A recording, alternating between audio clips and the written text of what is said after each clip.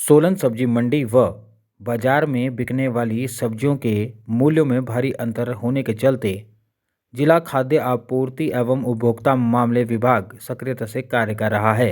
इस मामले को लेकर विभाग ने एक पत्र सब्जी मंडी समिति के सचिव को लिखा है और उनसे कुछ जानकारी मांगी है ताकि आगामी समय में ऐसे दुकानदारों के खिलाफ विभाग कार्रवाई कर सके जो महंगे दामों पर व ज़्यादा मुनाफे पर सब्जियां बेच रहे हैं। इस मामले में जिला खाद्य आपूर्ति एवं उपभोक्ता मामले नियंत्रक नरेंद्र धीमान ने बताया कि विभाग द्वारा जो हमारे इंस्पेक्टर हैं, जो ब्लॉक लेवल पे एक पोस्ट है, उनको इंस्पेक्शन की पावर्स दी गई है।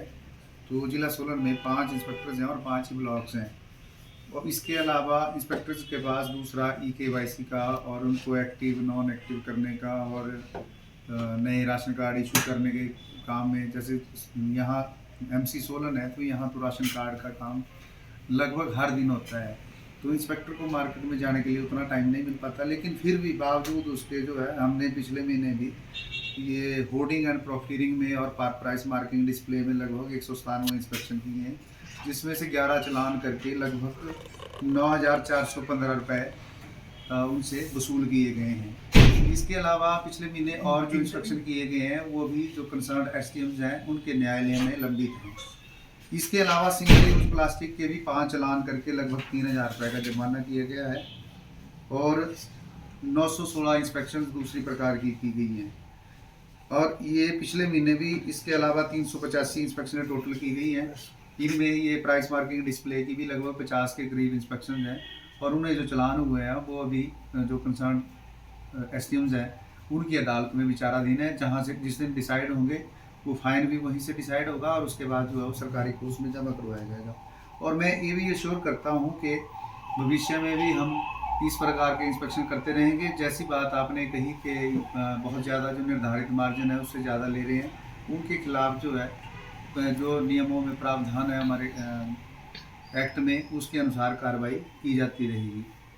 लेकिन एक बात ध्यान में आई है कि जो हमें रेट्स सब्जी मंडी से APMC से दिल्ली के प्राप्त हो रहे हैं सुबह के, वो रेट्स और उनके जो मैक्सिमम रेट है उससे अधिक रेट के जो क्यू फॉर्म को रिटेलर्स को दिए गए हैं उस पर उससे ज़्यादा चार्ज किया गया है।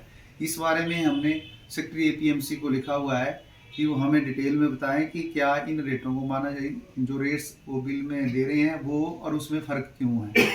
जैसे ही वहाँ से क्लैरिफिकेशन आती है उस अनुसार तदनुसार फिर कार्रवाई की जाएगी।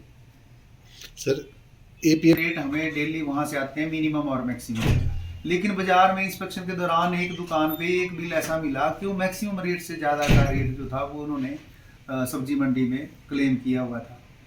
तो क्योंकि जो APMC है वो भी संस्था है, उसको कंट्रोल करती है, तो उनके मैक्सिमम से ज़्यादा नहीं होने चाहिए थे, लेकिन वो ज़्यादा का बिल पाया गया है। वो हमने क्लैरिफिकेशन मांगी है APMC से, उसके बाद जो है फिर आगे की कार्रवाई अमल में लाई जाएगी।